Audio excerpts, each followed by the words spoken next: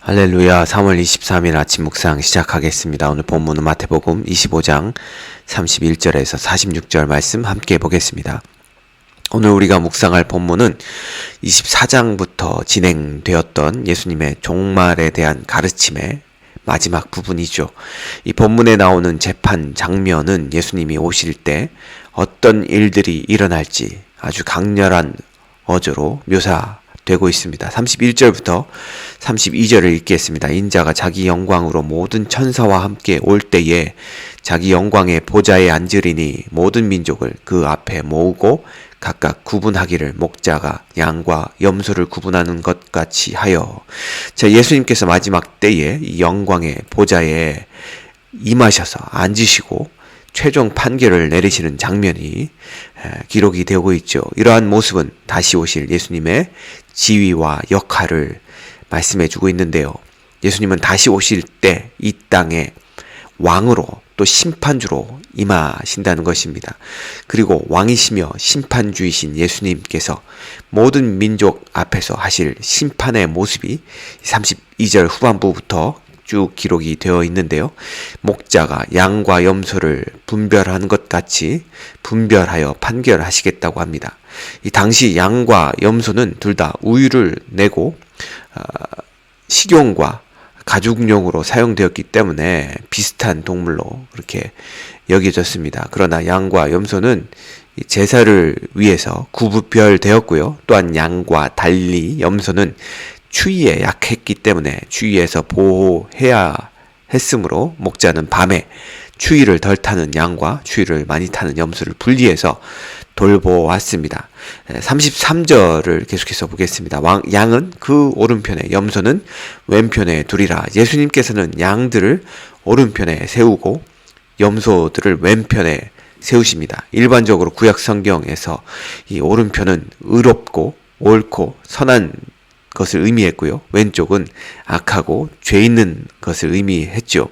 따라서 오른편의 이 양은 좋은 쪽을 의미하고요. 왼편의 염소는 나쁜 쪽을 의미합니다. 34절부터는 그렇게 양은 오른쪽, 염소는 왼쪽으로 나눠진 상태에서 인자가 왕으로서 앉아서 재판하는 장면이 기록이 되어 있습니다. 34절부터 40절을 읽겠습니다. 그때의 임금이 그 오른편에 있는 자들을 향하여 자들에게 이르시되 내 아버지께 복받을 자들이여 나와 창세로부터 너희를 위하여 예비된 나라를 상속받으라. 내가 줄일 때에 너희가 먹을 것을 주었고 목마를 때에 마시게 하였고 나그네 되었을 때 영접하였고 헐벗었을 때에 옷을 입혔고 병들었을 때에 돌보았고 옥에 갇혔을 때에 와서 보았느니라. 이에 의인들이 대답하여 이르되 주여 우리가 어느 때에 주께서 줄이신 것을 보고 음식을 대접하였으며 목마르신 것을 보고 마시게 하였나이까. 어느 때에 나그네 되신 것을 보고 영접하였으며 헐벗으신 것을 보고 입혔나이까.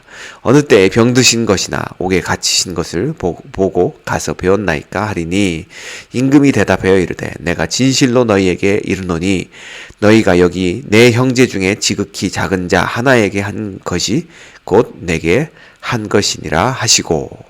자, 35절부터 36절은 오른쪽에 있는 사람들이 영원한 나라를 상속받는 이유를 설명하고 있습니다. 이들이 복을 받는 이유를 한 단어로 표현하면 그것은 긍휼입니다.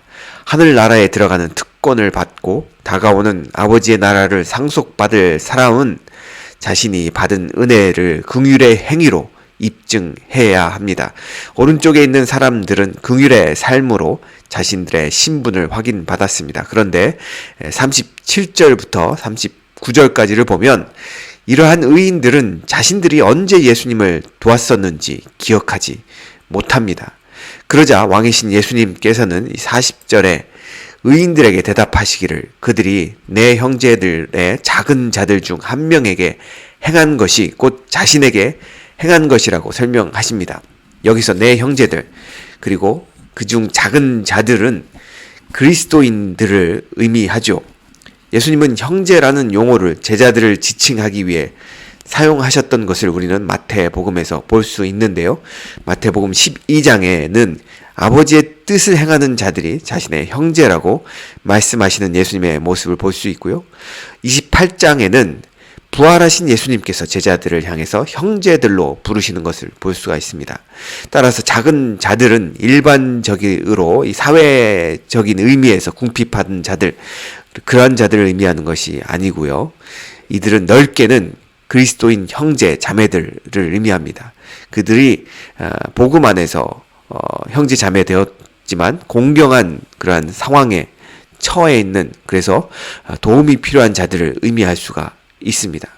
그러나 더 좁게 깊게 들어가 보면 그리스도인 메신저들임을 알 수가 있죠.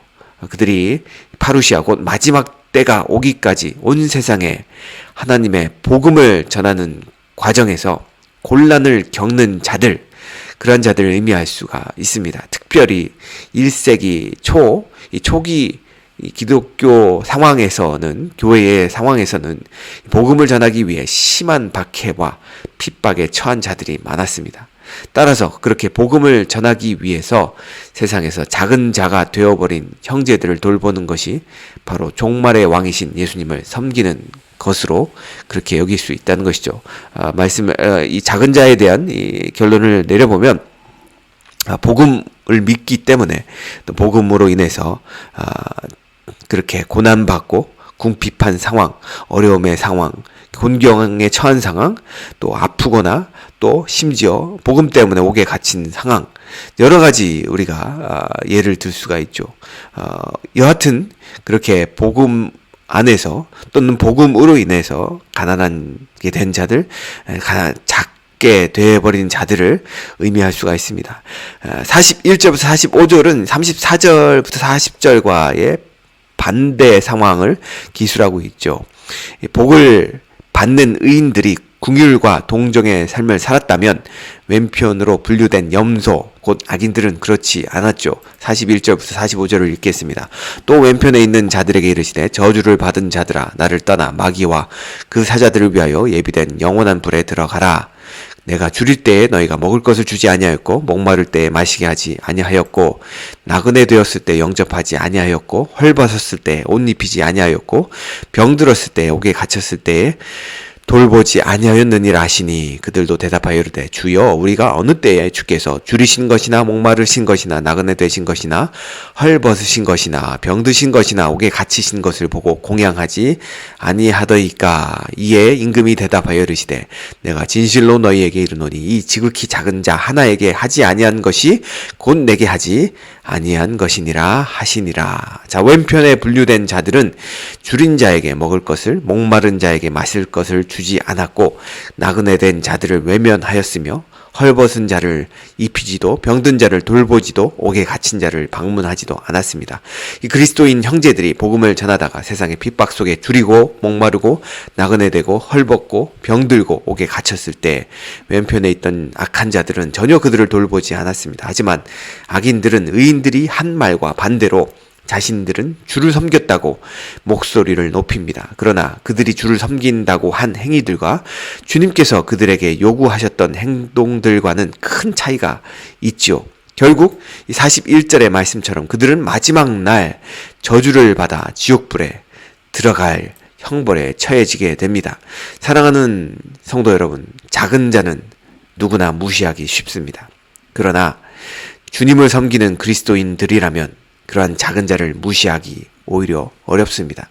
왜냐하면 주의 복음으로 구원받은 그리스도인들은 주의 복음으로 인해 작아진 자들을 돕고자 하는 마음이 그 속에 불일 듯 있기 때문입니다. 더불어 예수님께서는 마태복음 18장 5절에 누구든지 내 이름으로 이런 어린아이 하나를 영접하면 나를 영접함이니 라고 가르치셨습니다. 결국 낮고 작은 자를 존중하고 환대하는 것은 예수님의 명령에 대한 순종입니다. 그러나 자신들이 주를 섬겼다고 주장하는 왼편에 속한 자들은 이 작은 자를 섬긴 것이 아니라 자신들에게 이득이 될 만한 자들, 세상에서 크다고 일컫는 자들을 섬기면서 주를 섬겼다고 했을 것입니다.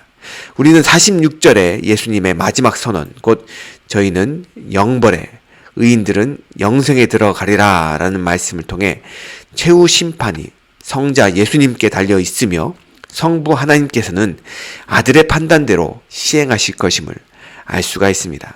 자, 우리는 오늘 본문을 통해 성자 예수님께서 마지막 날에 왕으로 임하셔서 심판하실 것을 보았습니다. 그리고 그 심판의 기준은 소자를 향한, 작은 자를 향한 태도입니다. 예수님은 복음 안에서 혹은 복음으로 인해 지극히 작은 자가 되어버린 자들을 자신과 동일시 하십니다. 복음으로 인해 세상에서 외면당하고 줄이고 헐벗고 목마르고 나그네 되고 병들고 옥에 갇힌 자에게 관심과 호의를 베푸는 것을 예수님 자신에게 한 것으로 간주하십니다. 그리고 그렇게 작은 자를 영접한 자들을 향해 그들을 위하여 예비된 나라를 상속할 것이라고 말씀하십니다. 하지만 그와는 반대로 예수님은 악을 행하는 자들을 향해서 그들이 악을 행했기 때문뿐만 아니라 그들이 해야 할 일을 하지 않았기 때문에 하나님의 나라를 상속하지 못할 거라고 말씀하고 계시죠. 마땅히 사랑할 자만 사랑하는 이방인이나 이웃의 범주를 자기의 뜻대로 정하여 사랑하고 싶은 사람만 사랑하는 이 서기관들과 바리새인들의 의보다 더 나아야 자기 백성으로 인정해 주실 것입니다. 주님께 맡은 달란트를 사용하여 어떤 희생을 감수해서라도 자기를 부정하면서 할 일이 바로 이 사랑의 실천이라는 것입니다. 기도하시겠습니다. 우리의 모든 행위를 살피시는 주님, 우리가 마땅히 선대해야 할 사람을 도리어 상관없는 사람처럼 무시하며 그들에게 선을 베풀지 않았던 일들을 용서하여 주옵소서. 복음 안에서 또는 복음으로 인해 굶주린 사람, 아픈 사람, 갇힌 형제, 자매들을 돌아보며 섬기기를 주님께 하듯 할 수 있도록 힘을 주옵소서. 예수님의 이름으로 기도하였습니다. 아멘.